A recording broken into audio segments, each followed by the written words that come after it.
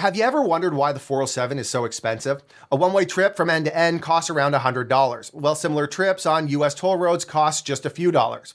Well, the 407 just released their financials on CDAR, and get this, they're probably the most profitable company in Canada. They generate nearly $1.5 billion in EBITDA, which translates to operating income margins of over 80%.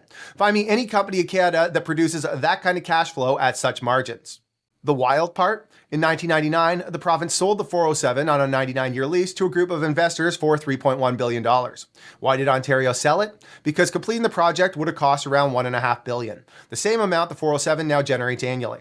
And let's talk about traffic. Toronto is one of the most congested cities in North America. If the 407 dropped its rates by half, ridership would spike, traffic would ease, and they'd still rake in profit. But instead, the solution for Doug Ford is to build a giant tunnel under the 401, something that would cost multiple times what the 407 originally did. Want proof of how the 407 is squeezing Ontario? The financials show that in 2024, kilometers traveled were up 5%, but revenue was up 14%. And then last month, they hiked rates again. It's clear the pricing is optimized for revenue generation, mainly targeting companies, governments, and wealthy individuals willing to pay 5 times more than the everyday driver.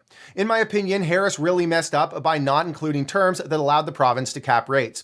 Now, Ford needs to work with the 407 to reduce them, even if it means playing dirty. For example, Ontario could even change the laws. Imagine a tax law specifically aimed at private toll road operators in the province. That being said, if we look back, the people of Ontario should be upset because the government really dropped the ball on the 407.